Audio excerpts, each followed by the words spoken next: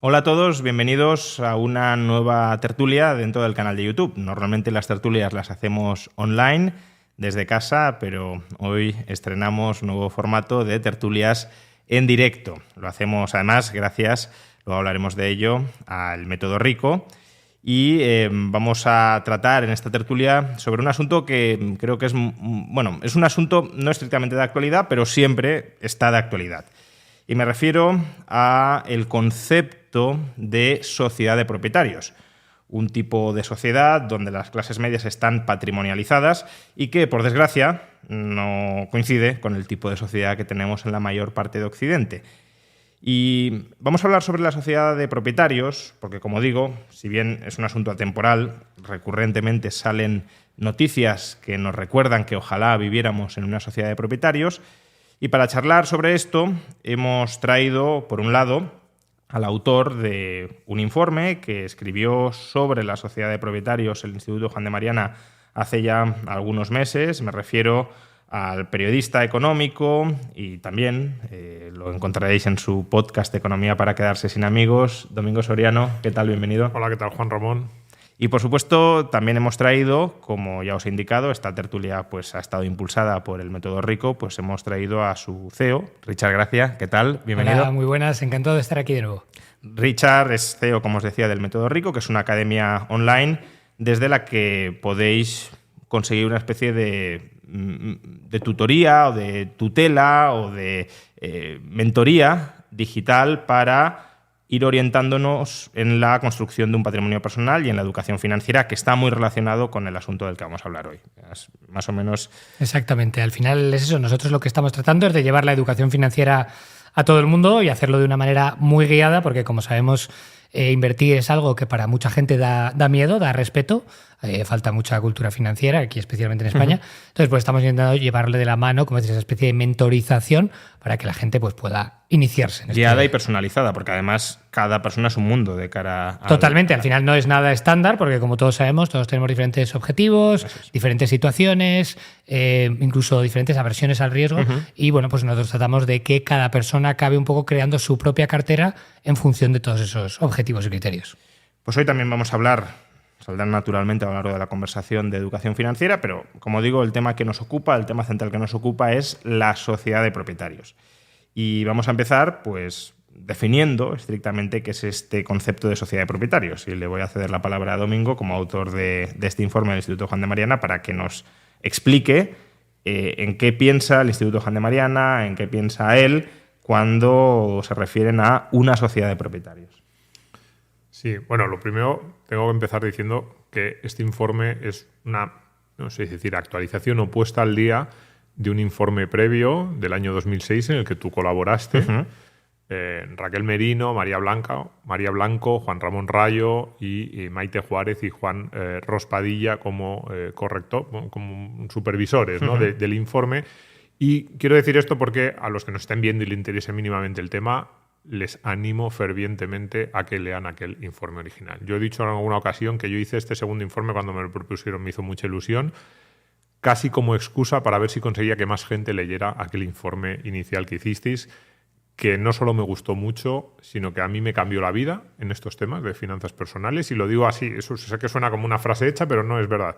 Yo he dejado de mirar mis ahorros, mi patrimonio, mis inversiones, mi construcción. Es que, bueno, directamente antes yo creo que no lo miraba hasta que leí, digamos, desde que leí ese informe en 2006-2007 empezó a cambiar mi perspectiva.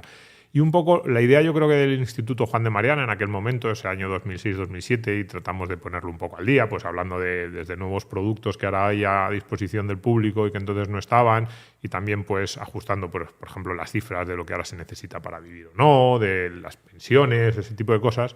Yo creo que la idea es una sociedad de personas libres y responsables, que son autónomas y que pueden organizar su vida de manera independiente, ¿no?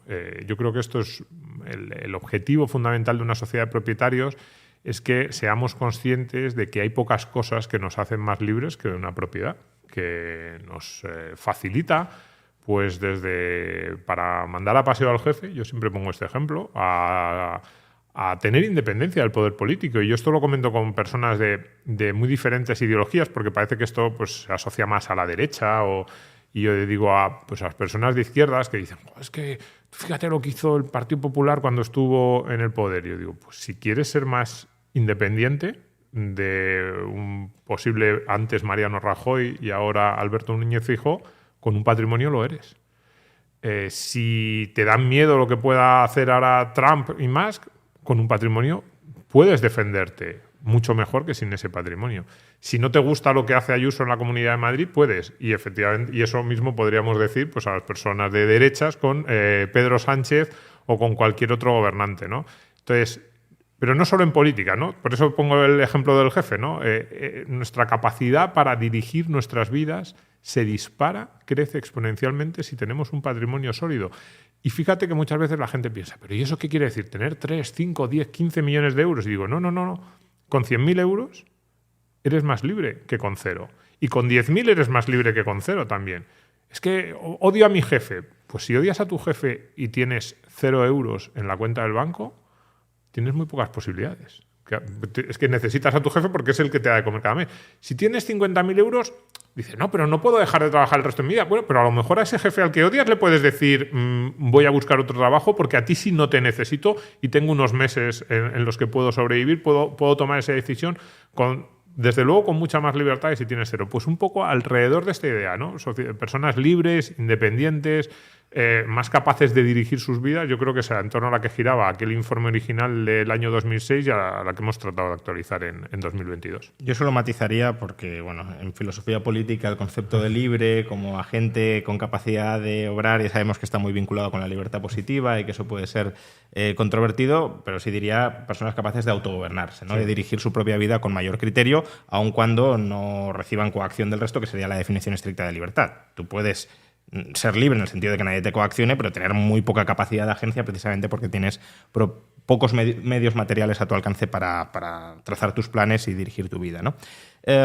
Richard, si la sociedad de propietarios sería esto, una sociedad donde el conjunto de los individuos tienen patrimonios más o menos abundantes y por tanto disfrutan de un grado de independencia financiera frente a la política, frente a sus jefes, frente al resto de la economía, frente a eventos inesperados, que pueden también, aunque no sea por una cuestión de independencia, sino que pueden programar su vida con cierta previsibilidad, ¿cómo se contrapondría esa sociedad de propietarios un tanto idealizada que tenemos como objetivo, que consideramos, creo que todos aquí, que sería deseable, con la sociedad en la que actualmente vivimos? Es decir, ¿hoy vivimos en una sociedad de propietarios o no? Bueno, actualmente, como sabéis, en gran parte no, porque sobre todo en gran parte de Occidente, pues estamos en una sociedad mucho más paternalista, una sociedad en la que cada vez más, de hecho, parece que tendemos hacia ese proteccionismo del Estado, en el que la gente prácticamente no es autogobernable, no es independiente, que tendemos a depender demasiado, ¿no? Y desde luego yo creo que todos estaremos de acuerdo, más o menos, que en que haya ciertas redes de protección, sobre todo para proteger obviamente a situaciones concretas, problemáticas que se puedan dar de manera puntual.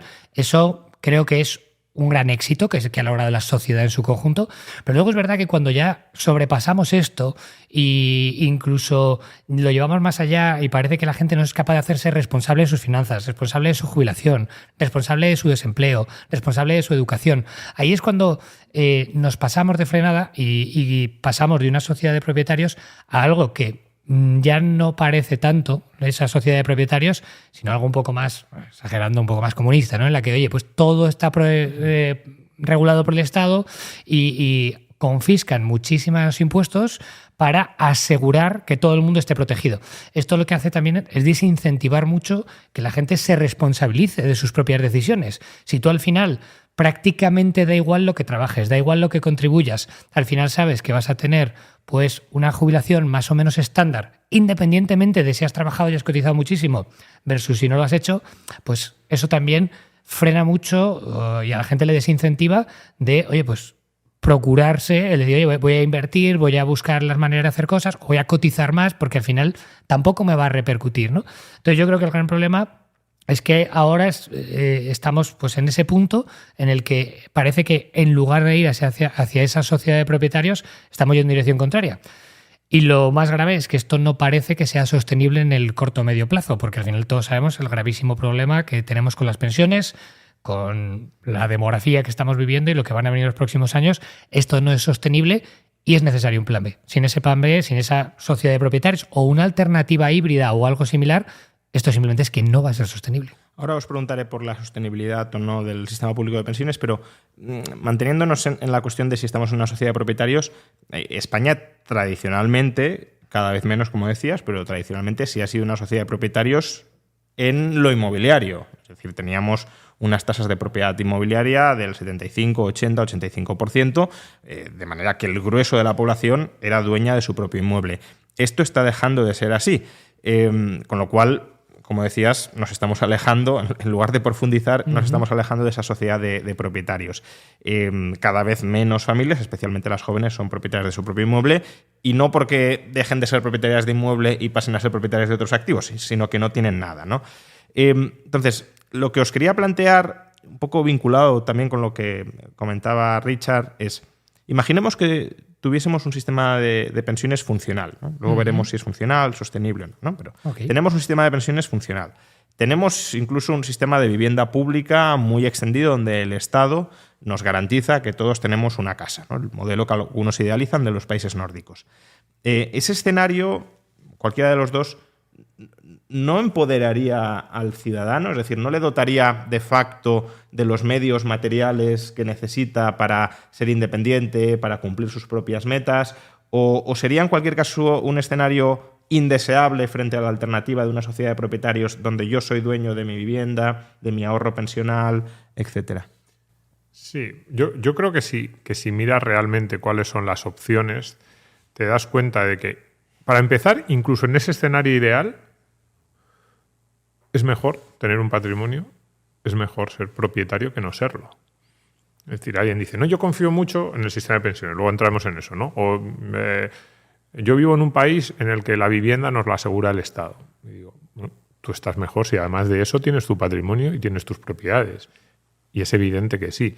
Pero luego, un poco en el sentido que tú decías antes, la libertad positiva, libertad negativa, ¿no? Esta idea de, es verdad, ser propietario te capacita para hacer más cosas, esto es así, pero si lo miramos desde el otro lado, también ser propietario te protege mucho frente a las arbitrariedades que te quieran imponer. Y hemos hablado antes del jefe o de cuestiones políticas que normalmente asociamos a algo muy negativo, pero incluso en esa situación, ¿no? Dices, hago un sistema de pensiones funcional. Ahora discutiremos. ¿Funcional en qué sentido? ¿No? Que me garantiza una prestación, pero claro, te garantiza una prestación si cumples las normas. Entonces, ¿tú crees que es normal? Yo creo que no lo es, pero simplemente nos hemos acostumbrado a... ¿Crees que es normal que Mariano Rajoy o Pedro Sánchez tengan la capacidad de decisión sobre a qué edad te tienes que jubilar? O sea, una decisión tan importante sobre cuántos años de vida tengo yo que trabajar y cuántos puedo no trabajar, la pones en manos de dos personas que probablemente a la mayoría de los que nos ven o a uno o a otro o a los dos no les gustan demasiado. Con lo cual yo digo, pues ese tipo que no te gusta demasiado tiene capacidad para decidir algo tan importante como cuántos años tienes que trabajar, en qué momento tienes que dejar de trabajar porque ya estás suficientemente cansado o, no sé, ya no puedes seguir haciendo ese tipo de tareas. Se la has dado. La vivienda. No, pero es que el Estado me proporciona una vivienda. Venga, supongamos que es así. Y encima una vivienda que no está mal del todo. Bueno, ¿tú crees que es normal que Mariano Rajoy o Pedro Sánchez... ¿Crees? Ya no es normal, sino deseable que decidan cuántos baños tiene que tener tu casa, cuáles son las vistas desde tu dormitorio o si tienes que vivir en este barrio o en el de más allá? Pues incluso si lo hacen bien y te garantizan una vivienda que no está mal o te garantiza una pensión que no está mal, estás dejando decisiones tan decisivas de tu vida en manos de gente... A mí no me gustan ninguno de los dos que he puesto y son solo el ejemplo de los dos últimos que ha habido en España. Entonces digo, yo prefiero una situación en la que soy yo el que toma esas decisiones, y eso sin entrar en el colegio al que van mis hijos, el médico que me atiende cuando estoy enfermo o cualquier otra. Entonces, por eso digo, una sociedad de propietarios que te capacita mucho, es verdad, para hacer más cosas, yo qué sé, para irte de viaje de vacaciones, pero también de protección, y no solo protección, porque esto sería un punto intermedio, sino a la hora de tomar decisiones fundamentales para nuestra vida, que no sé por qué hemos asumido como normal, que es lógico que la tomen otros, y encima otros de los que no nos fiamos mucho. O incluso que las tomen colectivamente, ¿no? Porque alguien podría decir, no, pues vamos a un modelo de democracia radical donde esas decisiones las tomamos entre todos. Bueno, me da igual, es decir, dónde vivo, cómo es mi casa, cómo deja de ser, a qué edad me jubilo, con cuánto me jubilo, a qué colegio van mis hijos, en qué hospital me trato, etcétera, que dependa del dictat de la mayoría, pues me coloca o me convierte en una posición absolutamente subordinada, como un engranaje más dentro de una maquinaria que no controlo, ¿no? Ya que a los marxistas les gusta hablar tanto de alienación como fuerzas impersonales que te terminan controlando, sometiendo o impersonalizando a ti, pues bueno, esto es alinear al ser humano frente a la mayoría, ¿no? Entonces, bueno, la perspectiva de Domingo yo creo que es una perspectiva correcta, es decir, que resalta cuáles son los beneficios de ser propietario frente a ser una especie de partícipe de lo que el Estado te da, incluso aunque te dé por reglas claras y democráticamente escogidas. Desde esa perspectiva es preferible ser propietario a ser dependiente del Estado, pero también los hay, y creo que hay un punto de razón ahí, que dicen, bueno, lo que dices es correcto, pero ser propietario también tiene sus problemas, tiene sus cargas. Una de esas cargas es que no te lo dan todo hecho, sino que tienes que saber cómo invertir, cómo comprar, a qué precio, con qué costes, etc. Y a su vez, sobre todo para determinadas categorías de activos, quizá no es tan obvio para el caso de la vivienda, pero si, por ejemplo, si tenemos un patrimonio financiero bursátil, estás expuesto a la volatilidad del mercado. Pues hoy tengo mucho y mañana tengo muy poco y a lo mejor cae mucho en un momento en el que no es conveniente. Frente al sistema público de pensiones o a un sistema de vivienda pública donde todo eso está garantizado y todos los riesgos están socializados.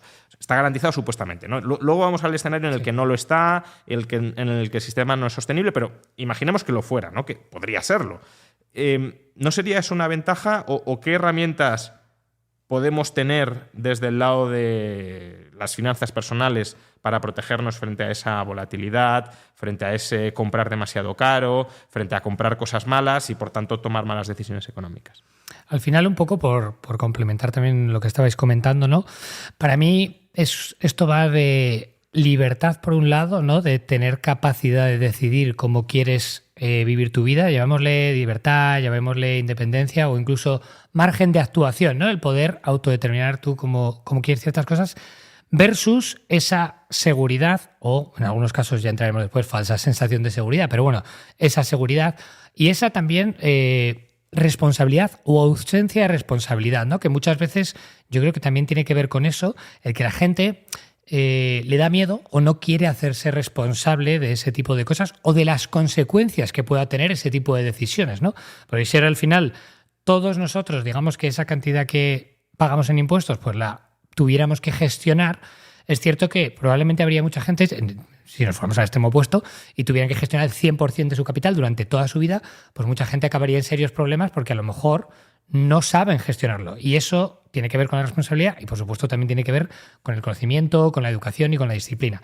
Y para mí esas son las herramientas o las armas que precisamente alguien tiene para poder hacerlo mejor. Yo esto lo veo mucho porque, por ejemplo, lo vemos a diario con muchos de nuestros alumnos, gente que pues durante muchos años de su vida, por diferentes circunstancias, ¿vale? Pero entre otras, pues por no haberle puesto foco, por no haberle prestado atención y por no tener una educación suficiente, pues a lo mejor no han sido capaces de acumular más de 5.000, 10.000 o 20.000 euros de patrimonio y luego, después de hacer la formación, eso cambia radicalmente, ¿no? Y lo que cambia radicalmente muchas veces no es la situación, sino esa toma de conciencia de que realmente ellos son responsables y de que tienen las herramientas para poder cambiar eso.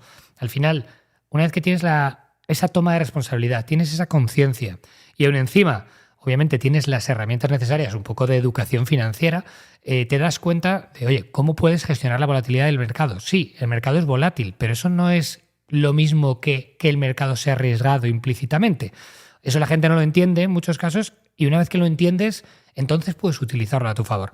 Es igual que pues, con las viviendas. Lo que pasa es que es verdad que en las viviendas pues, el mercado es más lento, no tienes tanto dato y es mucho más difícil que en un momento dado vendas, ¿no? Sin querer o tal. Esto pasa en la bolsa, que precisamente sí que, pues como es muchísimo más volátil, es más fácil que acabes teniendo pues, una venta cuando no toca o acabes surgiendo este tipo de cosas.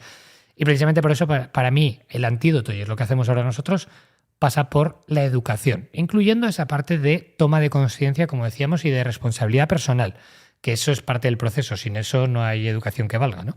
Pero una vez que tomas esa responsabilidad personal y te educas financieramente, ahí es cuando realmente puedes empezar a cambiar las cosas. Pero incidiendo en este punto, ¿no? ¿Realmente existe alternativa posible a la educación financiera? Porque yo aquí también veo muchas veces un doble juego, ¿no? Uh-huh. Se presupone que para que la democracia funcione más o menos bien es necesario tener una sociedad ilustrada, formada, que pueda fiscalizar a los políticos si toman malas decisiones, por ejemplo, en el ámbito financiero.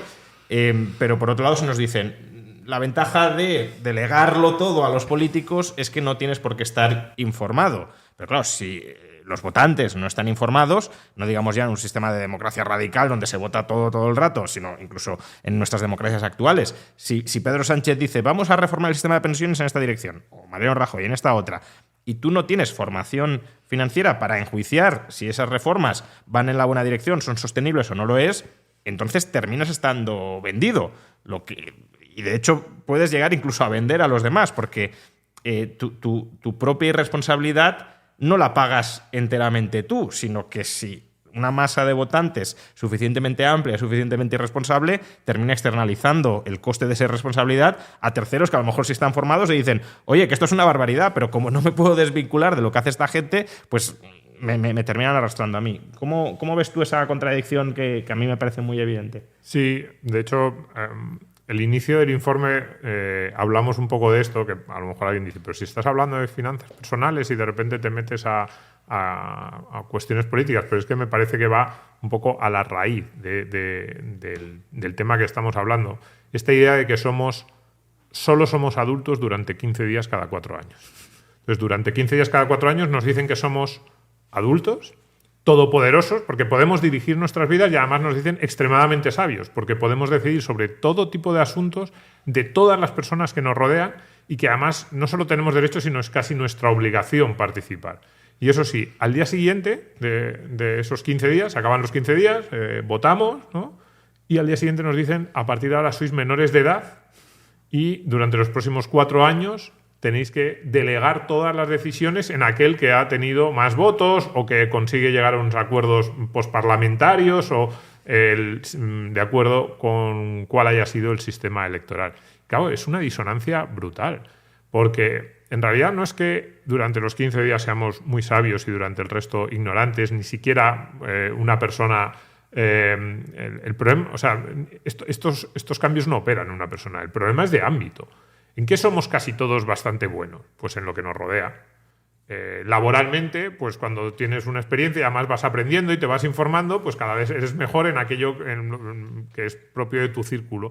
Y en nuestra vida personal, pues en nuestra familia, en saber qué es lo que nos conviene, cuáles son nuestros planes de futuro, cuál es nuestra vida más plena, que de eso va también una sociedad de propietarios, no solo de independencia y libertad, que también, sino también de lograr planes vitales. Es una de esas expresiones que yo creo que en el primer informe comentabais y hemos rescatado en este, ¿no? Esa idea de conseguir lograr alcanzar nuestros planes vitales, no tanto la felicidad o no, que también podríamos pensar, sino esa idea de, oye, tengo unos objetivos y trato de alcanzarlos, ¿no? Pues en el ámbito nuestro cercano sabemos mucho más que los que nos rodean. Esta idea, muchas veces vemos a personas que a lo mejor pensamos, podrían estar equivocándose, pero tampoco conoces todas sus circunstancias, pues ya imaginémonos a nivel político, ¿no? Que Pedro Sánchez o Mariano Rajoy conozcan todas nuestras circunstancias. Pues también hay una sociedad de propietarios, nos ayuda mucho la idea del patrimonio y de la propiedad tiene sentido que cada uno de nosotros opere en el mayor número, en el mayor porcentaje, en el mayor ámbito posible de lo que le rodea, ¿no? Es decir, yo desde el punto de vista político dice, no, pero es que esto que estáis diciendo, claro, se apoya mucho en vuestro liberalismo, en una reducción del tamaño del Estado. Y digo, yo no ni siquiera es tanto reducción o no reducción, sino ese carácter subsidiario. Antes decías, bueno, puede haber personas que lo necesiten. Sí, es verdad, puede haber personas que lo necesiten, pero ¿por qué proteger o estar pendiente o, más que proteger, por qué organizar la vida de todos? ¿Por qué no solo ese carácter subsidiario del Estado a aquel que lo necesite? ¿Por qué no esas reglas que yo decía antes que son arbitrarias y que nos afectan a todos? ¿Por qué no solo a aquellos que realmente lo necesiten? Porque ahí ya... Y luego entraríamos en una cuestión filosófica de la libertad, de no libertad. Pero incluso si entramos en una concepción más socialdemócrata de no, el Estado tiene que estar ahí para proteger a aquellos que no pueden valerse por sí mismos. Y entonces, ¿por qué me impones esas reglas? Hemos dicho jubilación, desde el profesor de mi hijo, a todos, ¿no? Pues también un poco va por ahí la idea de tengamos un patrimonio, tengamos una propiedad para organizarnos nosotros mismos y para que ese conocimiento disperso, que es inevitable, que no podemos saber de todo, pero de aquello que más sabemos, que es de lo que nos rodea, que lo podamos aplicar nosotros de primera mano, no que tengamos que estar pendientes de quién va a organizar mi vida, que no lo sabe y encima la va a organizar de forma uniforme, porque otra característica del Estado tiene dos características. Uno, que nos, digamos, que está muy alejado en la toma de decisiones, pero encima que luego esa toma de decisiones la hace de forma uniforme a personas que tienen circunstancias completamente diferentes. Sí, era Coinel Ledin en Leftin Revisited, que contaba una anécdota probablemente inventada, pero que creo que es muy ilustrativa de esto, sobre el Ministerio de Educación francés en el siglo XIX. El ministro de Educación francés sacaba pecho diciendo: son las 12 de la mañana y en este momento todos los niños de Francia están escribiendo una redacción sobre qué bonita es la primavera. Y dices, bueno, aquí todos absolutamente uniformes y además controlados desde arriba por el poder político, ¿no? Pero también vinculado con esto, porque Domingo decía, bueno, una sociedad de propietarios hasta cierto punto es neutral ideológicamente, no tiene por qué estar vinculada a una ideología concreta como es el liberalismo. Sin embargo, y aquí me gustaría saber la opinión de los dos, ¿no? No sé hasta qué punto es así. Es decir, obviamente una sociedad de propietarios es compatible con una socialdemocracia, yo de esto no tengo mucha duda, pero el tipo de incentivos que se generarían y de enfoques ideológicos que se abrirían si tuviéramos una sociedad de propietarios frente a si no la tenemos, creo que sí es muy distinto. Ahora mismo, tú lo comentabas antes, Richard, no existe ningún incentivo a gestionar responsablemente tus finanzas porque te las gestiona otro. Entonces, ¿para qué vas a aprender sobre finanzas si tu voto es uno más entre millones y no va a ser determinante, y si además es ese otro el que se arroga la capacidad de marcarte a qué edad te jubilas, en qué términos, etcétera? Por el contrario, una sociedad donde todos los individuos sean propietarios, pues es una sociedad donde el juego de incentivos cambia, porque el poder político que diga, oye, voy a subir mucho los impuestos, digan, cuidado, que subir los impuestos es subírmelos también a mí. No, pero se los voy a subir a las empresas. Ya, pero es que yo soy copropietario de empresas, por tanto, si se los subes a las empresas, me los subes a mí.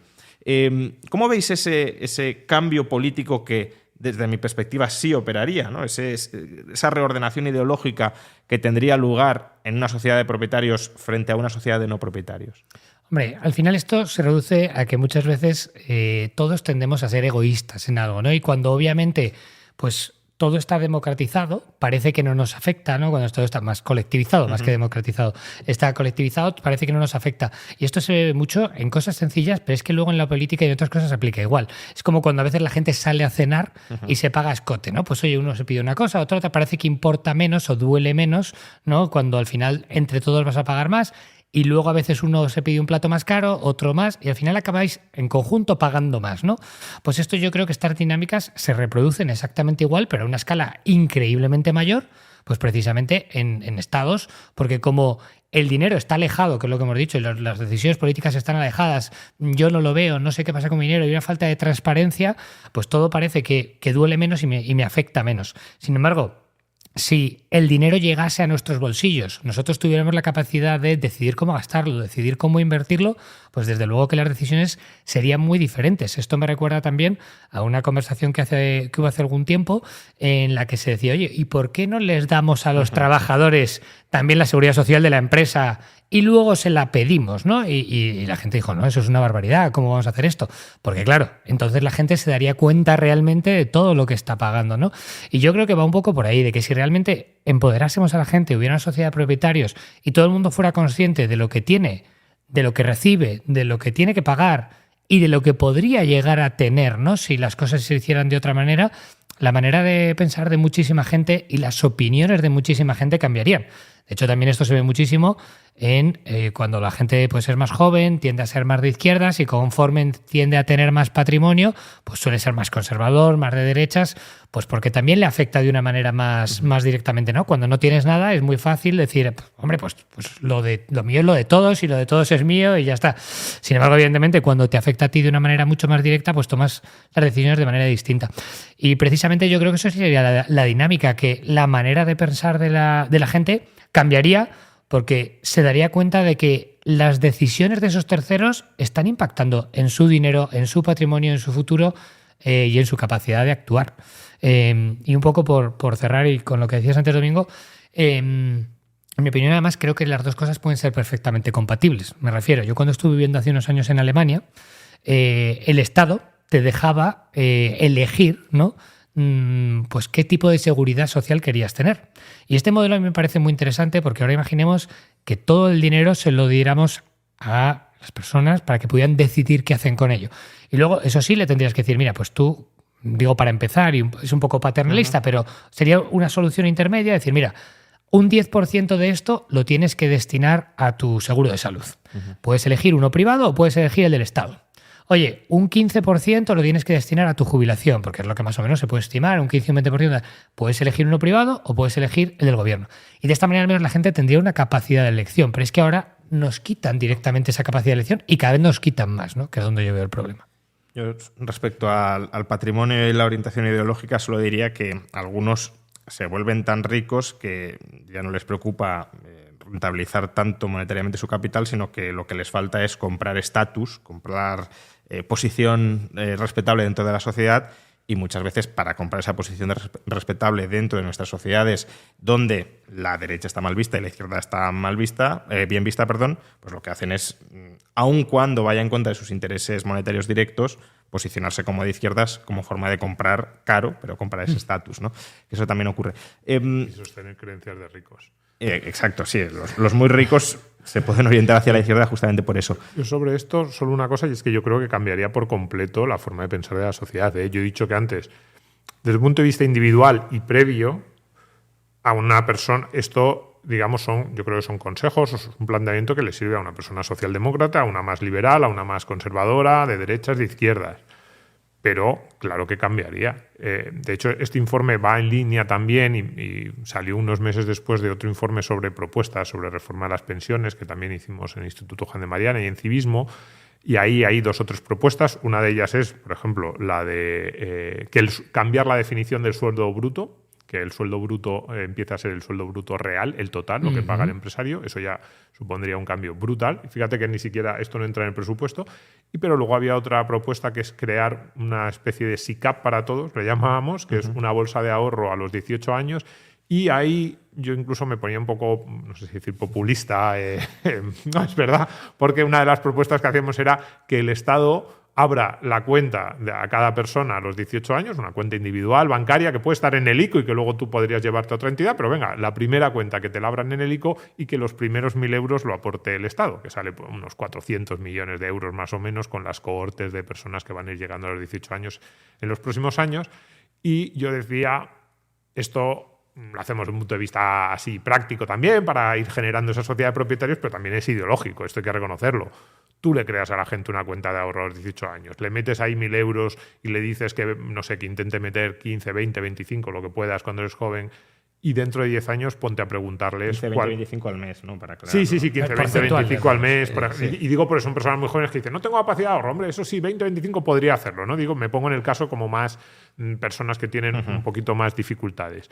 Y te digo, dentro de 10 años vete a verles, les pones eso en un fondo índice al SP500 o al MSCI World. Y dentro de 10 años te vas a verles y pregúntales qué es lo que piensan del mundo, de la ideología, de si eso es suyo o no es suyo, de si el Estado tiene que intervenir más. Y yo creo que, claro, que por supuesto que habría un cambio radical también en cómo verían la intervención del Estado, el gasto público, los impuestos y todo lo que les afecta. Es decir, aunque previamente esto les sirva al socialdemócrata y al liberal, por supuesto que una sociedad de propietarios mina claramente las ideologías más intervencionistas y más de izquierda, y por eso no les gusta y por eso tratan de socavarlo desde el inicio. Lo que está pasando con la vivienda en España ahora no es casualidad. Ellos quieren que no haya una sociedad de propietarios, quieren que vivamos esto de no tendrás nadie y serás feliz, de alquiler social, alquiler protegido por el Estado, porque eso te pone en sus manos. Es clarísimo. Es que además los incentivos de una sociedad de no propietarios,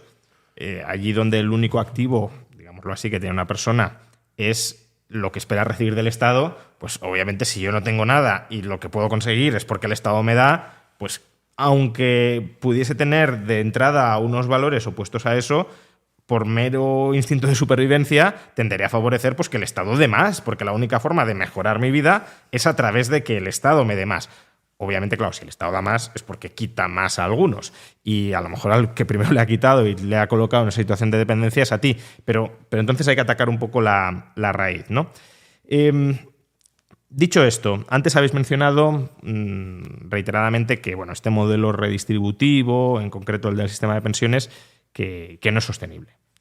O sea, yo no creo que sea inherentemente insostenible, se podría volver sostenible, pero es verdad que la situación del sistema de pensiones actualmente existente en España y durante las próximas décadas pues presenta retos de sostenibilidad muy graves y de los que además mucha gente no es consciente, con lo cual todavía es peor, porque te meten en un esquema y te engañan, te meten dentro. No va a ser sostenible y te dicen que lo es para que no tengas margen de reacción.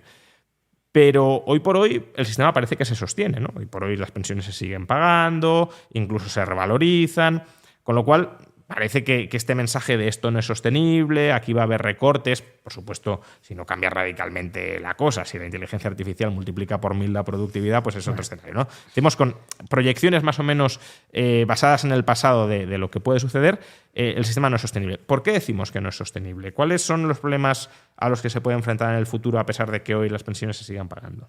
Bueno, al final es el cómo está definido a día de hoy el modelo. A día de hoy tenemos un modelo de reparto en el que al final la gente de hoy, los trabajadores de hoy, están pagando las pensiones de los mayores, de los jubilados, de los pensionistas que tenemos hoy en día.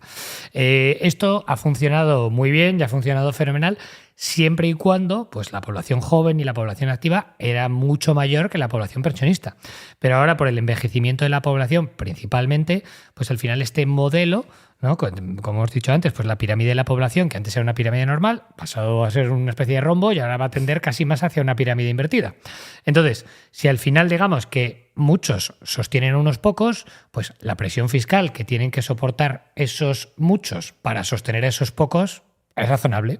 El problema es que cuando eso se va invirtiendo y al final llega un momento que probablemente, como hemos dicho, en un escenario continuista y mientras pues todo continúe de manera más o menos parecida a lo que se puede prever y no haya ningún escenario disruptivo, ni positivo ni negativo, ¿no? Pues va a haber un momento en el que relativamente unos pocos van a tener que soportar a unos muchos. Y eso pues tiene una solución complicada, porque al final o una de dos, o bajas la tasa de reemplazo, la tasa de sustitución, y dices, oye, ya no vamos a darte un 80% de lo que sería el salario equivalente cuando tú más o menos te has jubilado, lo vamos a tener que reducir a un 50% o a un 40%. Que claro, eso, si la gente se prepara con unas pensiones complementarias, un sistema privado, pues puede ser sobrellevable. Pero si esto pasase de hoy para mañana, habría mucha gente que pasaría serios apuros para llegar a fin de mes y eso es lo que se complica, ¿no?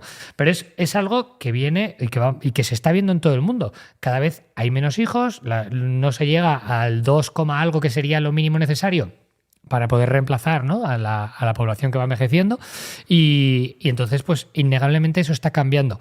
Aquí el problema o el debate sobre todo no es tanto, creo yo, sobre la sostenibilidad, que eso yo creo que está más que demostrado, que a menos que se hagan cambios profundos, que se pueden hacer, se han hecho en Australia, se han hecho en Suecia, se han hecho en algunos sitios, pero aquí parece ser que no se quiere afrontar ese tema Y el problema es que es una patata caliente que se van pasando los políticos de uno a otro. Oye, ¿de aquí a 4 años me va a explotar? No, pues entonces que venga el siguiente y lo solucione. Porque claro, no tiene ningún rédito político para solucionarlo. Y el problema es, y lo que a mí me da miedo, no en este caso por mí, que yo más o menos estoy trabajando en solucionarlo, sino por el resto de la población, que parece ser que a nadie le preocupa este problema. Y esto en un momento dado, si no se ajusta, que se podría ajustar, porque creo que todavía estamos a tiempo para tomar medidas progresivas, si no se ajusta, pues en algún momento o la deuda pública tendrá que explotar porque será insostenible, o habrá que hacer un cambio drástico en el sistema de pensiones y entonces a ver quién paga la fiesta, si son la gente que está trabajando en ese momento o son los pensionistas a costa de una reducción drástica de sus pensiones, ¿no? Esa es un poco la dinámica que a mí personalmente me preocupa mucho. Y, Domingo, tú has estudiado mucho la situación del sistema público de pensiones, más allá del maquillaje que en un momento determinado pueda existir.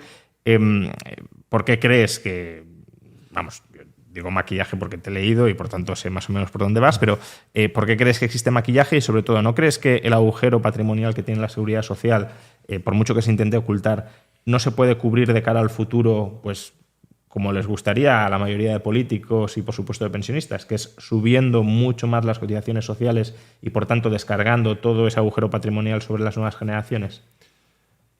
No, aquí hay un problema de definición. O sea, cuando yo hablo de maquillaje, es verdad, o de que nos ocultan, es que en realidad yo digo siempre que las pensiones podrían mañana doblarse. Simplemente el Estado tendría que dejar de gastar en todo lo demás. Yo creo que el punto de arranque, que yo no estoy muy de acuerdo, es la separación entre seguridad social y Estado. Yo creo que hay una caja única, pero caja única real del Estado y unos impuestos. Es verdad que las cotizaciones son un impuesto relativamente peculiar porque parece que genera derechos o parece que genera una especie de consenso social alrededor del cual el que más ha puesto de ese impuesto más recibirá en el futuro, que en el resto de los impuestos no pasa. Tú pagas impuestos sobre la renta y luego el hecho de que hayas pagado más impuestos sobre la renta no te da más derechos a recibir una vivienda pública. De hecho, te da menos. Las pensiones juega con la lógica contraria. El que más ha puesto más recibe, cuando en el resto del suma-resta fiscal es el contrario. El que más paga menos recibe, ¿no? Entonces, bueno, podemos decir que las cotizaciones son un impuesto peculiar, pero no dejan de ser, en mi opinión, un impuesto al trabajo. Entonces, a partir de ahí, ¿el Estado español puede sostener pensiones tan generosas como las actuales? Pues depende de cuántos impuestos suba el Estado español. Claro, si suben mucho los impuestos, dañará la competitividad, la productividad del conjunto de las empresas, empezará a perder empleo. Bueno, pues yo creo que ahí hay un límite en el que está muy cerca ahora mismo, que el Estado español no puede subir mucho más los impuestos al trabajo porque sería devastador para la actividad económica. Y la segunda pata sería recortar gastos de otras partidas. Pero bueno, las pensiones, si decimos grandes números, venga, 15 puntos del PIB en pensiones y ahora mismo el Estado está en 45, pues podrían triplicarse. Si cierra todos los colegios públicos, toda la sanidad pública, echa a todos los policías, cierra el ejército, pues pueden triplicarse las pensiones. Decimos, ¿esto es realista? No, esto no va a ocurrir. Con lo cual, ahí la clave es cuánto más van a estirar los políticos los posibles incrementos o recortes de gasto en otras partidas para las pensiones. Da la sensación de que muchos recortes de gasto no quieren hacer en nada. Entonces, lo van a tirar vía deuda, pero eso también tiene un límite y es la capacidad que tenga el Estado español de financiarse, que también yo creo que es limitada. Y entonces entramos en la segunda pata, que es la de la sostenibilidad. ¿Es el sistema de pensiones sostenible? Pues depende de cómo lo definamos. ¿Va a haber seguridad social dentro de 30 años? Sí, seguro que sí. ¿Va a ser una seguridad social que va a garantizar pensiones relativamente altas en España? Yo también diría que sí, seguro que sí. Ahora, ¿van a ser esas pensiones igual de generosas? Pues probablemente no. Y entonces entramos en las reglas, ¿no?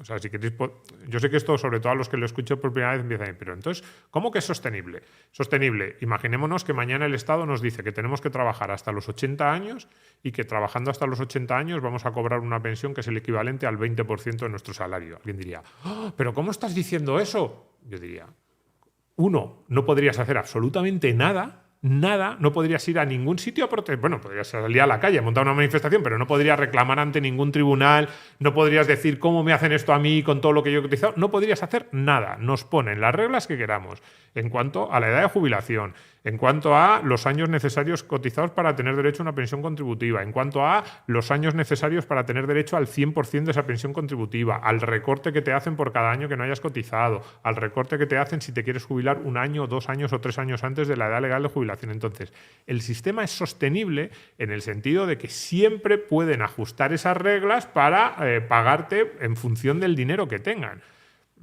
De hecho, yo siempre digo que el sistema podría ser sostenible en sí mismo. Podrían decir, por ejemplo, pues vamos a cobrar estas cotizaciones sociales, lo que sea, el 25% del salario real que yo decía antes, que es más o menos lo que hacen ahora, del salario real, recuerdo, no del bruto que nos dicen, sino del real. Y decir, pues cada año cogemos la bolsa de dinero que se haya generado con esas pensiones contributivas, dividimos entre el número de pensionistas y pagamos la mensualidad que toque. Para mí es la única forma de hacer un sistema de reparto realmente sostenible, sería con unas reglas más o menos así fijas. Entonces los pensionistas cobrarían pues en función de la situación del mercado laboral, de si hay más gente trabajando o menos gente trabajando, de si esos que están trabajando tienen sueldos más altos o más bajos, pues sus cotizaciones serían altas o más bajas, y el sistema sería sostenible, cuidado, pagando pensiones muchísimo más bajas que las actuales. Entonces, por eso la cuestión de la sostenibilidad o de si el sistema va a poder aguantar, claro que va a poder aguantar, con 2 grandes preguntas, y es, ¿cuántos nos van a subir los impuestos, incluidas las cotizaciones? ¿Cuánto van a recortar de las otras partidas? Y cuidado, porque hay 2 de esas partidas, que son esto que llaman dependencia y los gastos relacionados con sanidad, que se van a disparar al mismo ritmo que las pensiones. Y, en tercer lugar, cómo van a ir modificando las reglas de acceso a la jubilación, que es como han hecho sostenible el sistema actualmente. Es decir, el sistema no era sostenible, porque ahora la gente dirá, oye, que mi padre sigue cobrando una pensión y en los 90 decís que el sistema era insostenible. Es como, el sistema es insostenible también en las últimas 3 décadas. En las últimas 3 décadas, ¿qué es lo que han hecho? Endurecer una barbaridad los requisitos de acceso a una jubilación. Nos subieron la edad de jubilación de los 65 a los 67, impidieron en la práctica o complicaron muchísimo o encarecieron muchísimo la jubilación anticipada, que antes era casi la norma en España, jubilarse a los 60 o a los 62. Claro, ahora ya, en vez de jubilarte a los 62, te jubilas a los 67. 5 años más cotizando, 5 años menos cobrando. ¿Cómo que no es un recorte? En vez de jubilarte a los 65 a los 67 por ley, en vez de 30 años para tener derecho a una pensión o al 100% de la pensión, 35, bueno, ahora ya son 37 años y medio cotizados para tener derecho al 100%, 35 años mínimo. Es decir, te van endureciendo muchísimo las reglas de acceso a la pensión y te dicen, no, el sistema es sostenible. Tú imagínate un seguro privado, que te dijera a los 60 años, oye, que es que llevas 30 años poniendo dinero aquí, pero ahora te había dicho que ya más o menos te ibas a poder jubilar, pero no, ahora tienes que seguir 7 años más cotizando para que te asegure lo que te había dicho antes que te iba a pagar a los 60. Dirías, pero bueno, esto es un timo. No, pero que lo que te voy a dar a los 67 no está mal, que es una mensualidad razonable. Y dirías, bueno, bien, por lo menos no es una miseria. Pero es un timo, lo que me has hecho es una estafa. Pues eso es lo que hace el sistema público. Lo que básicamente está diciendo Domingo es que, bueno, a lo mejor el sistema se vuelve sostenible con mayores impuestos y con menores gastos, dejando de lado también la posibilidad de menor pensión, ¿no? Pero aún manteniendo las condiciones de acceso a la jubilación, o más impuesto o menores gastos. Y claro, parecería que, bueno, pues entonces no hay problema de planificación financiera futura, pero más impuestos y menores gastos también es muchos otros objetivos vitales que no vamos a poder atender, ¿no? Porque si recortan el gasto en sanidad, por ejemplo, vale, tengo una pensión, pero la asistencia sanitaria no la tengo cubierta, no la tengo adecuadamente cubierta. O si recortan el gasto en dependencia y no tengo de quién depender, mi entorno familiar, por lo que sea, pues claro, sí, tendré una pensión a lo mejor más alta que si me la recortaran, pero necesitaré contratar a alguien para que me cuide, ¿no? Entonces, ahí también el patrimonio personal actúa como un colchón indispensable. Y si no lo tenemos, estamos vendidos. Totalmente. Al final, volviendo un poco a lo que mencionábamos al principio, ¿no? Es verdad que lo de sostenible o no sostenible depende cómo lo definamos, ¿no? Bueno, oye, que el sistema no implosione, eso, claro, sí, en Cuba también no han implosionado, ya llevan un montón de años, ¿no? Pero quiero decir, de ahí a que sea un sistema en el que, oye, todos estemos pues más o menos felices y tengamos esa capacidad de decidir sobre nuestro futuro, es muy diferente. Y ahí es donde, de nuevo, pues claro, el tener cierto capital, tener cierto patrimonio, pues nos va a hacer muchísimo más libres, o al menos nos va a dar una capacidad muchísimo mayor de elección y de protegernos y de decidir cómo queremos vivir nuestra vida. En definitiva, que es lo importante, ¿no? Si a mí me apetece, lo que hemos dicho antes, oye, cambiar de trabajo, el poder hacerlo, me apetece trabajar unos años más porque estoy feliz, o jubilarme unos años antes porque realmente estoy cansado o porque tengo problemas, tengo achaques y oye, y tengo una salud complicada, pues antes era mucho más fácil jubilarse de manera anticipada. Y de nuevo, esto por ejemplo en otros países es lo que sucede, ¿no? Que hay otro tipo de pensiones en las que pues cuanto más contribuyes, pues más al final te queda. Y tú eres capaz de decidir, oye, pues si a lo mejor yo he cotizado poco durante los primeros años de mi vida, pero ahora me encuentro todavía bien y me apetece seguir cotizando para poder estar más tranquilo durante la jubilación, poder decidir eso. La única manera que tenemos nosotros a día de hoy de compensar esto es patrimonializándonos y construyendo nuestro propio capital, ya sea en bolsa, sea con bienes y raíces o con cualquier otra, pero que nos permita luego poder decidir un poco más, oye, qué quiero hacer, cómo quiero vivir mi vida y qué decisiones quiero tomar.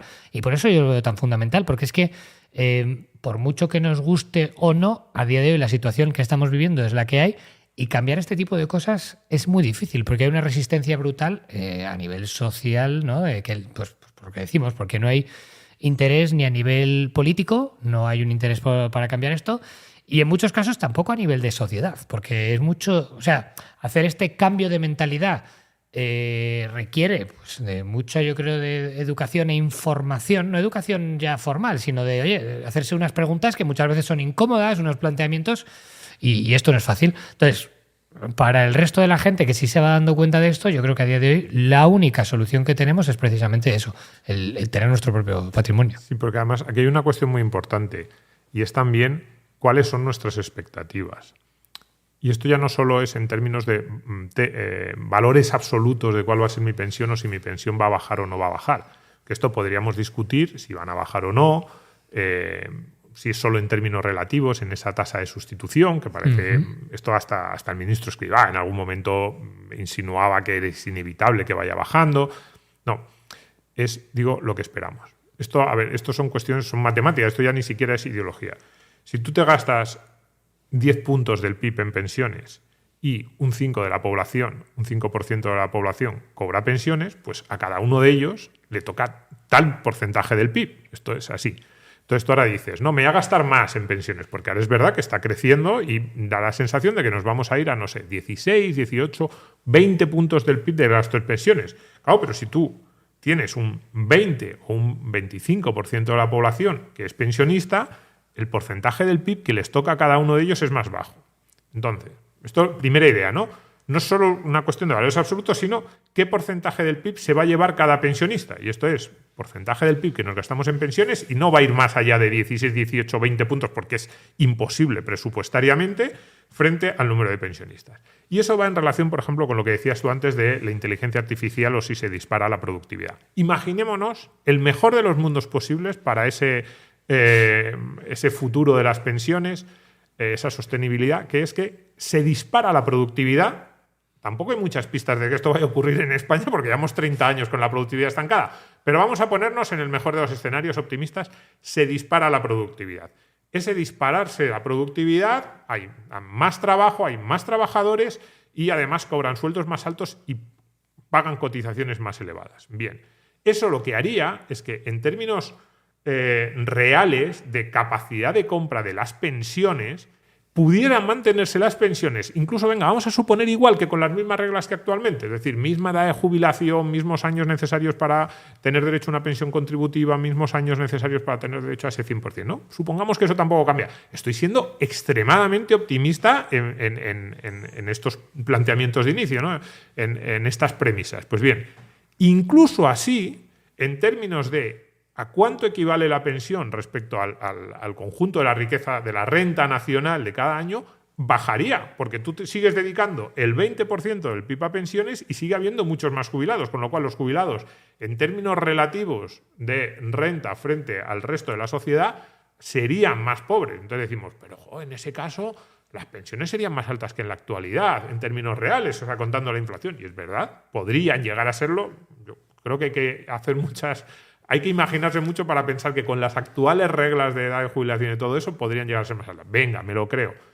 Pero en esa comparación, que al final es lo que todos tenemos en la cabeza de cómo va a ser mi vida jubilado, cómo va a ser mi sueldo de jubilado, que es la prestación de pensión pública, respecto al sueldo que cobraba antes, o cómo va a ser mi sueldo de jubilado frente al sueldo del resto de la sociedad, es prácticamente individual. Yo no conozco ningún cálculo, ni siquiera los de los defensores más acérrimos del sistema público, que digan que se va a mantener. Entonces, si alguien quiere mantener durante su jubilación el nivel de vida que tenía como trabajador, o si la comparación es mi nivel de vida como jubilado respecto del nivel de vida del trabajador medio, incluso anticipando espectaculares mejoras de la productividad que hagan que la pensión en términos reales no se reduzca y que no haya que cambiar mucho las reglas del juego estas que estamos hablando, incluso así, para mantener el nivel de vida, si el número de jubilados es muchísimo más alto, como lo que les toca del PIB va a ser más bajo, y esto es una cuestión matemática, tendrían que tener ahorro privado, con lo cual, incluso en el mejor escenario, de verdad, es bueno que construyas un patrimonio, es bueno que construyas tu propiedad y es bueno que eso te va a suponer una protección. Y ya no digo, o sea, en este mejor escenario es para mantener el nivel de vida, que alguien dirá, bueno, pues qué lujo. No, es que si encima las cosas van a mal, como yo pienso que pueden fallar algunas de las premisas de, oye, es que no subimos tanto en productividad, oye, es que el empleo no mejora tanto, oye, es que el nivel de renta en absoluto en España no mejora tanto, es que encima la situación sí que sería dramática. Richard comentaba antes que este sistema, que no parece que sea el ideal, es decir, una sociedad donde no somos propietarios de nuestro patrimonio para la jubilación, sino que lo que recibimos son dádivas arbitrarias, más o menos arbitrarias del Estado, que éste puede modificar unilateralmente sin ningún tipo de consecuencia. No es un sistema ideal, pero es difícil que vaya a cambiar. Tú lo decías desde un punto de vista de resistencia social, y concuerdo, no hay una demanda social para tratar de impulsar un cambio radical en el sistema, pero imaginemos que sí hubiese un llamamiento, un deseo social generalizado de cambiar el sistema. Uh-huh. Aún así, es complicado cambiar el sistema por una cuestión técnica, ¿no? Es decir, digamos, crear el sistema, que el Estado nos meta de cabeza en el sistema, es relativamente sencillo. Ahora, sacarnos una vez nos ha metido es muy complicado. ¿Lo veis así o creéis que una transición desde un sistema público de pensiones a un sistema privado, individual, de capitalización sería factible? Yo creo que sería factible, habría que ver hasta qué punto queremos hacerlo 100% privado, esto ya sí que es un tema más ideológico. Claro. Yo personalmente creo que lo ideal sería un sistema híbrido que sí que siguiera teniendo unos mínimos, ¿no?, de protección y sobre todo que la progresión fuera suficientemente paulatina como para que nadie, ningún grupo social concreto tuviera que soportar toda la carga, ¿no? Uh-huh. Creo que al final habría que ir haciendo una transición. Imaginemos, ¿no?, cómo se podría hacer esto. Decimos, oye, mira, pues para que una persona realmente pueda jubilarse de manera solvente y tranquila, pues seguramente tendría que invertir mínimo pues un 10 e idealmente un 15, un 20% de sus ingresos durante toda su vida, ¿no? Pues a lo mejor podemos empezar de manera paulatina y decir, oye, vamos a obligar a todo el mundo, digo obligar porque al principio creo que es la única manera de que esto pudiera llegar a funcionar, decir, oye, vais a empezar a tener un 1% de vuestros ingresos, lo vais a tener que meter en un fondo de jubilación privado, ¿no?, de alguna manera, y que ese 1% se vaya incrementando anualmente durante los próximos 20 años, hasta llegar hasta ese ideal 20%. Y de esta manera, también de manera progresiva, podemos ir a lo mejor bajando poco a poco la tasa de reemplazo, la tasa de sustitución, para que ni los jubilados tengan que sufrir un descenso brusco en sus cotizaciones, ni tampoco las jóvenes generaciones que empiezan a cotizar ahora, de repente digan, jolín, al final tengo que pagar yo toda la fiesta, ¿no? Esto, por supuesto, además habría que complementarlo, pues, con cambios fiscales, con educación financiera y con, pues bueno, unos sistemas que permitan que la gente vaya transicionando en esa dirección, y si inicialmente no son capaces de decidir en qué o cómo invertir, que hubiera un sistema de verdad eficiente y efectivo que no dependieras únicamente pues, de las instituciones financieras, que a lo mejor no siempre han tenido los mejores intereses de las personas en mente, ¿no? Pero tampoco recaiga el peso sobre gente que de hoy para mañana se vea obligada a invertir en su patrimonio y no tiene ni idea de cómo invertir en bolsa o de si es mejor hacerlo en renta fija o en renta variable o cuáles son los vehículos adecuados, ¿no? Pero si se hace de manera progresiva. Y además, cuanto antes empecemos, mejor, porque este problema se está agravando. Lo que hay que hacer es empezar cuanto antes, hacerlo de manera paulatina y pues yo creo que incluso con un gran pacto, ¿no?, de Estado, de, oye, esto es una cosa que de verdad vamos a tener que atajar y que da igual si sean de derechas o de izquierdas, el problema solo va a ir a peor, pues solucionémoslo con una serie de medidas que sean efectivas y que vayan a atajar esto. Yo lo veo muy complicado, sinceramente. La transición a un sistema de capitalización, incluso un sistema de capitalización dirigido, protegido, capitaneado o impulsado por el Estado en el sentido de que te obliguen a ahorrar, lo veo imposible. Ni siquiera ese modelo intermedio por los costes de transición. Ahora mismo es que ya es muy tarde. O sea, alguna vez hemos oído que Aznar en los años 96, 97 tuvo una propuesta para hacer esa transición, pues imaginemos, nos llevaríamos 30 años. Ahora yo lo veo muy tarde. Porque los costes de transición serían muy altos, ¿no? Entonces posibilidades que veo, hombre, una reforma algo así parecida a la sueca o a la británica de los últimos años, ¿no?, impulsando una pequeña pata de capitalización, creo que sí sería posible, pero esto incluye dos cosas. Yo creo que aquí no nos podemos engañar. Es que, supongamos, el que no conozca la reforma británica, pues básicamente se establece una pequeña pata de capitalización en el que, si tu empleador es como que te asignan automáticamente a un sistema de ahorro con una bolsa individual y tu empleador iguala la parte que tú estás poniendo, ¿no? Más o menos podríamos definirlo así. Entonces, esto cuesta. Es decir, esto haría que el salario neto se redujera. Si dicen, oye, pues el 4% de tu sueldo, pues un 4% que cobraríamos menos y un 4% más de coste laboral que tendría nuestro empleador si todo lo demás lo dejamos igual. Entonces, ¿por qué digo esto? Porque iniciar incluso una pequeña bolsa de capitalización tiene un coste. Entonces decimos, oye, vamos a hacer que todos los trabajadores, el 5%, por ejemplo, de su salario vaya a una bolsa de capitalización individual, impulsada por el Estado. Vale. Es algo parecido a los planes de empleo que planteó Escrivá, que es la mejor de las ideas que ha tenido este gobierno, aunque luego a ver cómo lo desarrolla. Bueno, digamos el mejor titular, porque luego el desarrollo práctico no les está saliendo muy bien y yo creo que no lo tenían tan claro. Venga, un 5%. Venga. ¿De dónde sale ese 5%? O más costes laborales, o menos salario neto, o si decimos vamos a recortar otras partidas del presupuesto, que evidentemente sería mi solución y que yo creo que esa sería la parte más realista. Yo creo que sí que se puede recortar presupuesto en España sin demasiados problemas. Y cuidado, pero eso sí, de nuevo, un poco hacia las personas que nos estén viendo. Ese 5% no sale de coches oficiales ni de hacer los despachos más pequeños en los ministerios, que sí, que serán muy grandes los despachos y hay muchos coches oficiales. Pero ese 5%, no es 5% del PIB, es 5% de cotización extra para pagar ese ahorro individual, si sale de recortes de gasto público, y van a ser recortes de miles de millones de euros muy sustanciales, que bueno, habría que ver, oye, ¿cuánto es esto? Bueno, pues si decimos, bueno, en vez del 5, el 4.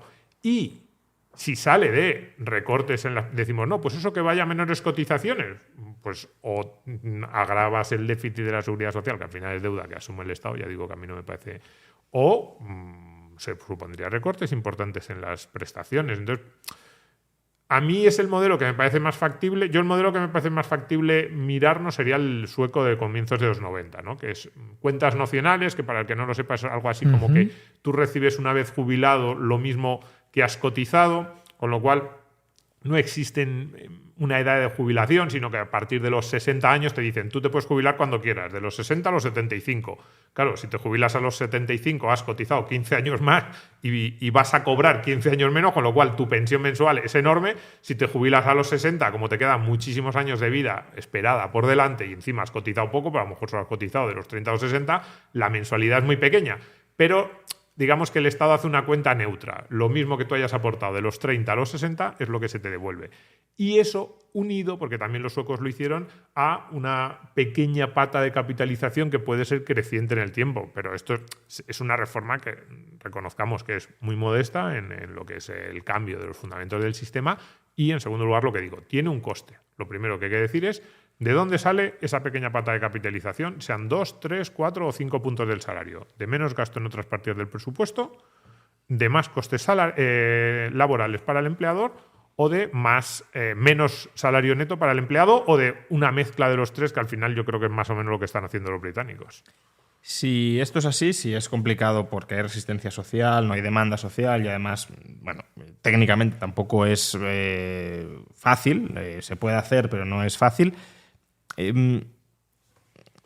¿Qué consejo o qué perspectiva le daríais a la gente, ¿no? Porque a veces yo creo que nos paralizamos pensando en que si la solución no es colectiva, si la solución no es para todos y a la vez, pues que no podemos hacer nada. Pero hay veces que hay que buscar esa solución desde nuestro ámbito individual. Bueno, esto es un desastre, esto no funciona y no va a cambiar, pero eso no significa que me tengan que arrastrar a mí y que se me tengan que llevar por delante. Es decir, cabe la posibilidad, como hemos venido hablando, de, vale, está el sistema público de pensiones por ahí, eso va a seguir su dinámica, pero yo voy a intentar capitalizarme a mí mismo. Eso es posible. Totalmente. Al final, un poco lo que decía Domingo, ¿no? ¿De dónde salen esos puntos? Al final, obviamente, yo creo que los tres que estamos aquí, pues nos gustaría que a lo mejor hubiera menos gastos y un recorte del Estado y que se pudiera recortar algo de ahí. Pero desgraciadamente, al final, muchas veces lo que pasa es que tú solo tienes un ámbito de actuación y ahí es donde tienes esa responsabilidad y esa libertad para actuar.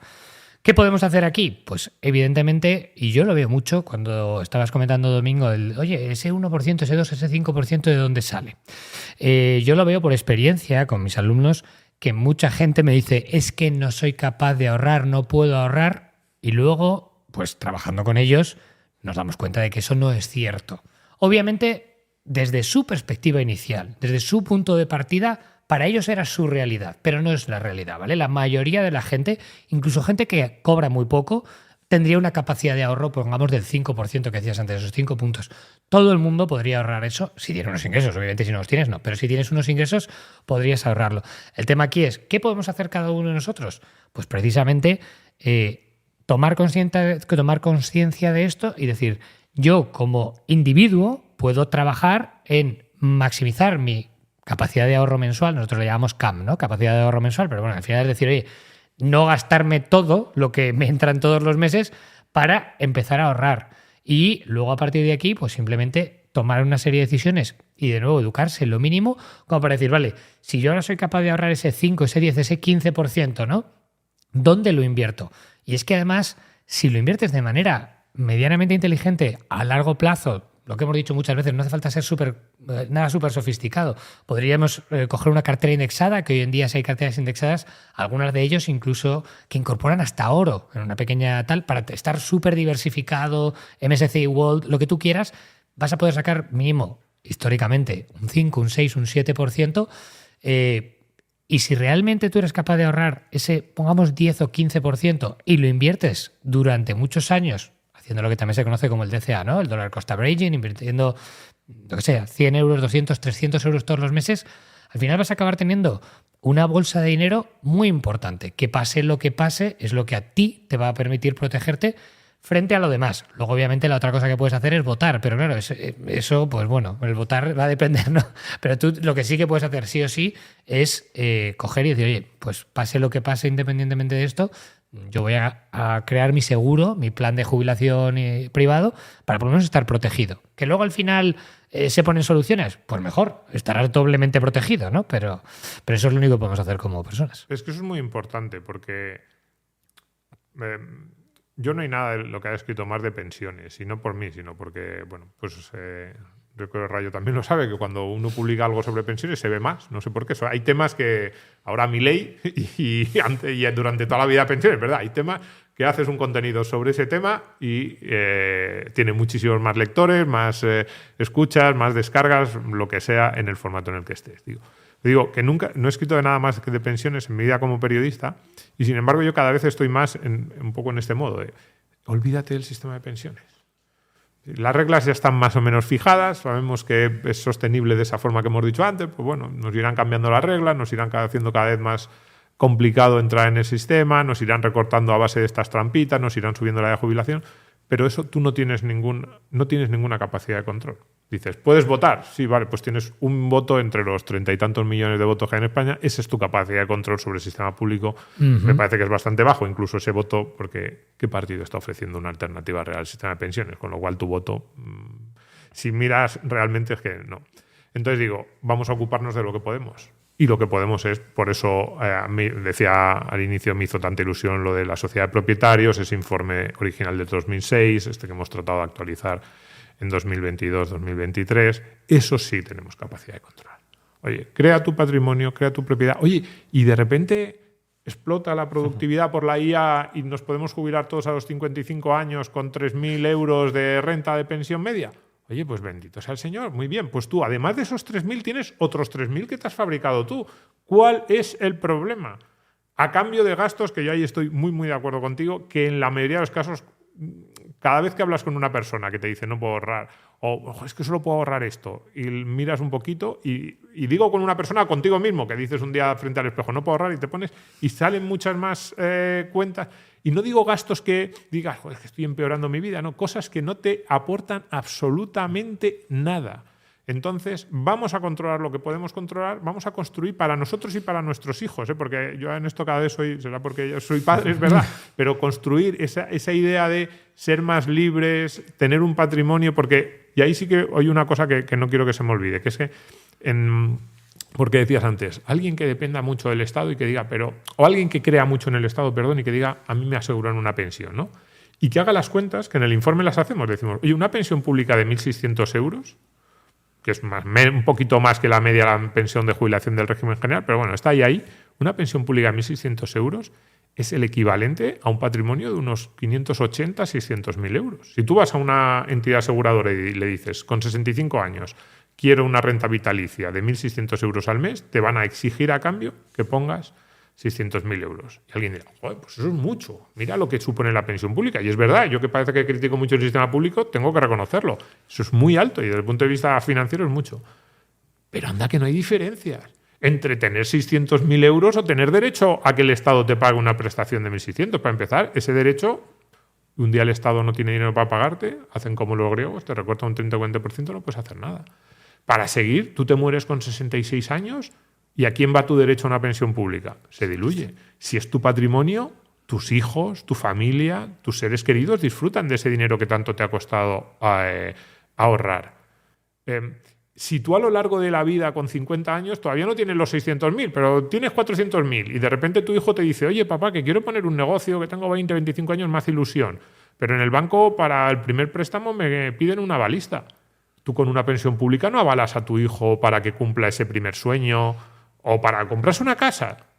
Con tu patrimonio sí. Entonces, esta equivalencia de, no, es que una pensión pública de 1.600 euros es como 600.000 euros en el banco, una leche. Desde el punto de vista financiero, de lo que te exigiría la compañía de seguros, sí.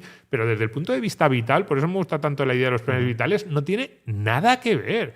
Tu patrimonio, vamos, la de cosas que tú puedes hacer y la seguridad con la que construyes. Iniciamos con lo del ejemplo del jefe que mandas a tomar paseo. Tú a un jefe no le mandas a paseo con la expectativa de derecho futuro a una pensión. Con 300.000 euros en el banco sí que le puedes mandar a paseo. Entonces, que no nos hagan esa equivalencia de, bueno, una pensión de 1.600 euros es como 600.000 en el banco. Mira que yo lo hago en el informe para decir, sí, desde el punto de vista financiero, en absoluto desde el punto de vista vital. Y ya para terminar, ¿no? Básicamente estamos diciendo, o estamos interpelando a la gente para que, bueno, ya que lo colectivo no se puede cambiar y nos viene dado impuesto desde arriba, que en lo individual o en lo personal sí intentemos cambiar, si cambiamos nuestra perspectiva y si cambiamos nuestras prácticas. Entonces, ¿qué consejos le daríais a una persona pues que a lo mejor como Domingo en el año 2006 se lee el informe de la sociedad de propietarios y le cambia la perspectiva y dice, yo quiero aprender mucho más de esto, ¿no? Yo quiero formarme, quiero conseguir las herramientas para dirigir mi vida en esa dirección, para que no me marquen la dirección en la que tengo que ir, sino para poder escoger yo la dirección? ¿Qué instrumental tenemos a quien ya haya entendido la necesidad de este cambio? Al final yo creo que hoy en día es más fácil que nunca, y eso es lo bueno, ¿no? Que al final hoy en día existen libros, ¿no?, para introducirse a esto. Yo creo que los libros están muy bien. La verdad que hay gente que no le gusta leer y puede que no funcione para ellos, pero muchas veces los libros son buenos para hacer ese cambio de chip, que es con lo que suele empezar todo, ¿no? Ese clic mental. Mucha gente pues le ha pasado con Padre Rico, Padre Pobre. Yo he hablado con muchísima gente que me dice, ostras, leí Padre Rico, Padre Pobre y a partir de aquí Hoy en día a algunos de nuestros alumnos les pasa con nuestro libro, el Método Rico, que, oye, he leído el Método Rico y a partir de aquí, o otros muchos libros, ¿no?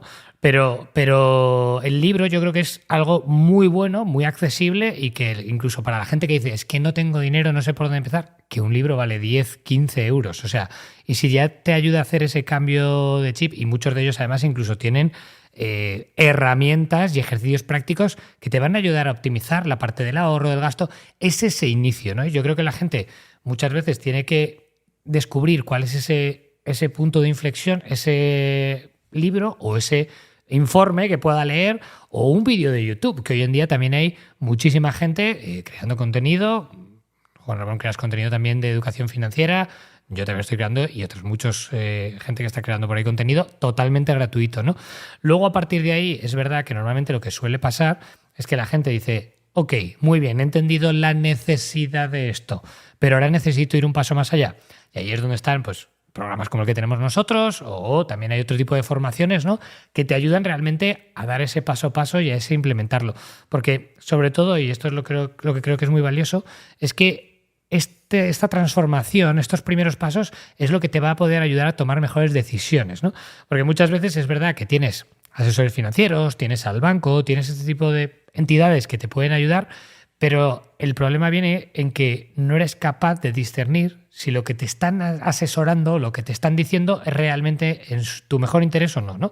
Entonces, por eso yo veo muy importante ese primer paso de, oye, educarte lo mínimamente necesario, no para convertirte obviamente en un inversor profesional, ni hacerte economista, no, sino para que poder ir a hablar al banco y decirle, oye, mira, esta hipoteca que me estás diciendo tiene sentido o no, este plan de pensiones tiene sentido o no, esta cartera o este fondo que me estás ofreciendo, oye, es que tiene unas comisiones de entrada y unas comisiones de mantenimiento que me van a hacer que la rentabilidad real neta me baje mucho, ¿no? Y ahí pues es lo que suele la gente despertar, por llamarlo de alguna manera, y quiere ir formándose un poco más y a partir de ahí pues el resto ya cada uno sigue su camino, pero yo veo que ese punto de inflexión inicial es lo que hace que todo cambie. A partir de ahí la gente se empieza a formar, empieza a tomar mucha más responsabilidad y de verdad consigue resultados, que es lo bonito, ¿no? Y ya digo, yo me alegro mucho de poder estar formando parte de este proceso en la medida de lo posible y que veo que, oye, cada vez más gente está dando ese salto y consiguiendo resultados que para ellos realmente hace muy poco tiempo eran totalmente impensables, ¿no? Y eso me parece espectacular. Sí, a ver, a mí además me parece muy importante esto y exactamente la imagen que has puesto me parece relevante. Hay mucha gente que dice, yo no sé, o esto es muy complicado, o piensan que tienen que hacer un máster en finanzas. Es como, yo creo que en temas de ahorro y educación financiera en general hay un mínimo que sin ese mínimo estás perdidísimo, pero que ese mínimo es relativamente sencillo de conseguir. Son unas horas, de verdad. Luego es verdad que hay un máximo, te puedes poner a leer de todo, te puedes hacer un inversor profesional y puedes acabar haciendo las tesis de inversión en la materia prima más rara o en la empresa más pequeñita en bolsa y te haces unas tesis de inversión espectaculares. Y para eso sí que hace falta estudiar muchísimo, para este último paso, ¿no? Pero el mínimo, que es muy sencillo, pero sin ese mínimo estás muy perdido, es más sencillo de lo que parece. Entonces, efectivamente, dices, libros. Sí, hay muchos. A mí, por ejemplo, por decir uno que me ha gustado mucho en los últimos años, La psicología del dinero de Morgan Housel, me ha encantado. Por decir uno así que a la gente diga, ay, pues uno pequeñito, fácil de leer, ese me ha encantado. Por citar dos instituciones que están detrás del informe. El informe original era de Juan de Mariana, el segundo informe, el que hemos actualizado hace unos años, era Juan de Mariana y Value School. Value School es una institución espectacular. Las cosas que está haciendo, además casi todo lo que están publicando de forma gratuita y es muy, muy buena calidad. Y también el Juan de Mariana tiene muchas cosas de ahorro y de inversiones personales espectacular. Por cierto, Value School, no quiero irme sin decir que el segundo informe de la sociedad de propietarios, el que yo hice, en realidad debería haber ido firmado por mí y por Luis Alberto Iglesias, que me echó una mano espectacular, Luigi. Todos los que conocen Value School saben quién es, todo lo que sabe, y él tuvo mucha parte en ese informe. Y ahí, pues, dos instituciones que tienen muchísimo contenido muy, muy valioso. Y luego, pues sí, en tercer lugar, los dos informes. Yo lo he dicho y es verdad, lo repito ahora. A mí leer el informe del año 2006 me cambió la vida. Aquí en Rayo, que es uno de los autores, esto yo creo que no lo habíamos hablado nunca, pero es verdad. Fue un informe con un enfoque, con una mirada, con esa idea de desdramatizar las finanzas, de decir esto es más fácil de lo que parece, pero al mismo tiempo que es más fácil de lo que parece, es muchísimo más importante de lo que crees. Toma el control de tu vida, que lo vas a poder hacer con unos conocimientos relativamente sencillos de coger, de aprender, y una vez que hayas aprendido esos conocimientos, luego es verdad que yo me he ido profundizando, y de hecho mi vida profesional ha ido un poco más por este ámbito del ahorro, de las finanzas personales, pero eso es lo de menos. El que solo se quiera quedar con el mínimo, pero eso sí, ese mínimo es sencillo, iba a decir, el que solo se quiera quedar con ese mínimo es sencillo, pero eso sí, como no aprendas ese mínimo, es perdidísimo. Y el mínimo es el que tú has dicho, me ha gustado mucho esa imagen. Poder ir al banco, poder sentarte de una oferta en Internet, poder ver un anuncio sobre un tipo de activo y decir, este activo me conviene o no me conviene, entiendo lo que me están diciendo, eso se aprende de forma mucho más sencilla de lo que la gente cree. Yo creo que uno de los grandes problemas de las finanzas, por lo menos en España, es que hay mucha gente que cree que esto es muy complicado. Y no, lo que es complicado es el paso máximo que hemos dicho, hacer la tesis de inversión complicadísima, pero los 4 o 5 principios básicos de verdad que son más fáciles de lo que pensamos. Hay intereses obviamente también para hacer eso, ¿no? Porque si al final lo vistes de un aura de complejidad máxima, dices, es que esto tengo que hacerlo con un asesor porque si lo hago solo, pues no me va a salir bien y voy a perder mucho dinero, ¿no? Ahí, como tú dices, yo coincido plenamente y es lo que nosotros hacemos. Oye, ayudarte a dar ese primer salto. A partir de ahí, luego la gente, algunos quieren complicarse más la vida y siguen profundizando y otros no. Pero ese primer salto es fundamental y es lo que te hace que cambie todo. Pues muchísimas gracias. Hasta aquí la tertulia sobre la sociedad de propietarios. Domingo Soriano, autor del segundo informe sobre la sociedad de propietarios. Richard Gracia, CEO del Método Rico. Ha sido un placer teneros por aquí. Y bueno, a todos vosotros, pues animaos a dar ese salto y a empezar a construir vuestro propio patrimonio personal para avanzar hacia esa sociedad de propietarios que nos empodere frente a otros y frente, sobre todo, al poder político. Muchas gracias y hasta la próxima.